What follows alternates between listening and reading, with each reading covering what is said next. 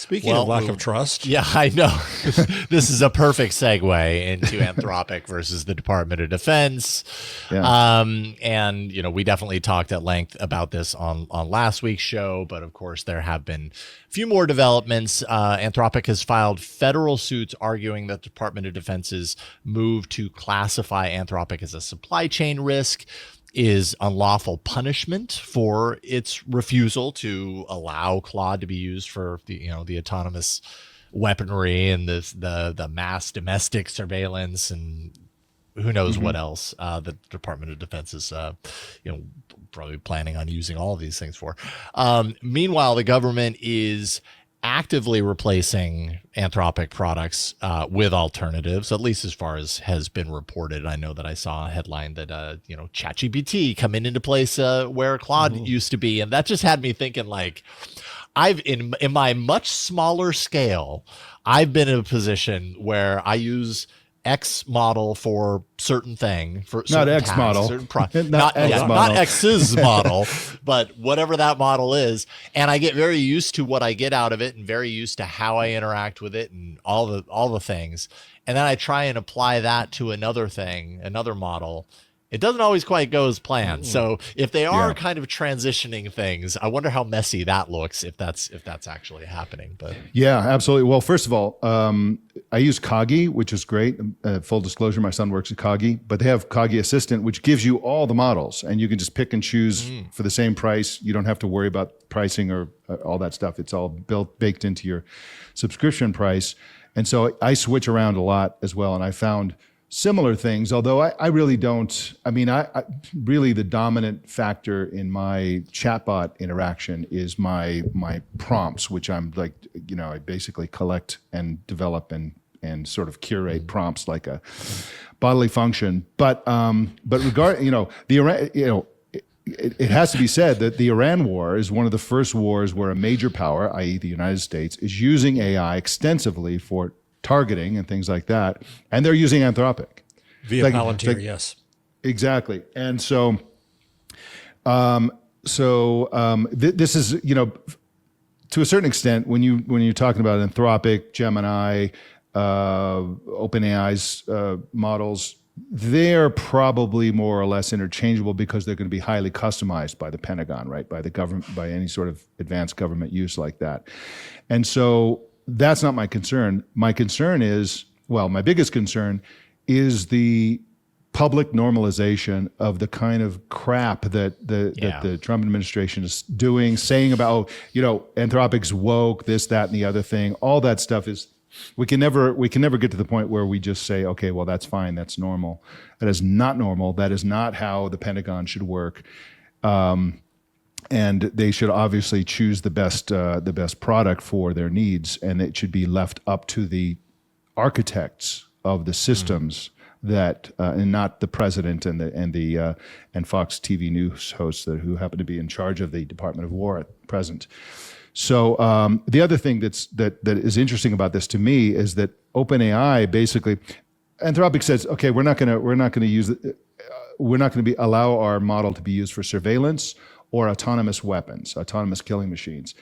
And after they said that, and there was this fallout, then OpenAI swooped in. Everybody's crapping all over OpenAI, but OpenAI is also saying we're not going to allow that either. That's not really, we don't need to allow that. So there's more of a, it's really about willingness to sort of fudge the details and kind of. Well, it's also the timing, Mike. It's just as Anthropic is in a weakened position. Eddie Haskell comes in and takes it away rather than showing support across the field. I wouldn't even say the industry, the field. So I'm very gratified that employees of OpenAI, as well as employees of Google, exactly, and Microsoft corporately with an amicus brief, they're standing together, but not in a way that OpenAI and Sam Altman did not. Yeah. There's also no trust for the leadership of the Pentagon right now. So let's say, for example, there was total unity by the major AI companies disallowing this thing. I have no hesitation in believing that the Pentagon would say, okay, fine, yeah, whatever, we'll agree to not use it, and then just use it anyway. There's no, I have zero trust. And then what do they do? You know, what do they do? Especially if they're running it on their own servers. Essentially, you can imagine the Pentagon just stealing whatever they want and using it however they want. The U.S. is going to have autonomous weapons. They are going to do surveillance. They're going to use AI for both, and that's its own set of problems. And there's also the larger question of employees and what they're willing to work on and not work on. Yes. In general, this has been going on for a couple of decades now, where a set of employees are concerned that Microsoft is, working with, certain companies or certain governments or the U.S. government for certain military uses, and they don't want to be involved in that. And it's a weird problem that is completely unresolved at this point. Mm-hmm. What is the red line that they're willing to cross? And companies are full of people, so you're going to have people who sit on all sides of that. But as we've seen in the U.S. political climate, there seems to be plenty of people who are willing to cross that red line when given the opportunity to do so. I mean, personally, I think I believe in boycotts. The world doesn't. I mean, people don't boycott things. People don't act with their pocketbooks and so on. I would love it if all the employees who believe that the company they work for is doing things they don't approve of to leave. Well, some have left. Some some have. Hires have left OpenAI. Not enough have left, right? So I just think that everyone should really. I don't like it when people are like, I hate it that Google is doing XYZ with the government, blah blah blah blah. But I'm going to stay anyway because the money is so good. Well, Mike, to some extent, it's easy for me to say. Yeah, exactly. I mean, some people may not be making the fortunes that you think, or their stock is something they can cash in on later. I have the same feeling about people who work for CBS right now, right? Under the Ellisons and Barry Weiss. If you're Anderson Cooper, you pick up and quit, which he did, and I respect that. But if you're a low-level video editor, and you got 4 kids, and you live in expensive New York, I got to give you some slack.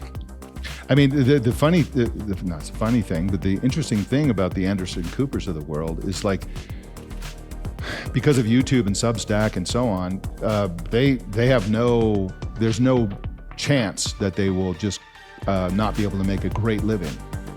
No chance at all. Anderson Cooper is going to be just fine, but like you say, a video editor does not have that luxury to just kick over to a self-controlled, self-funded, operation.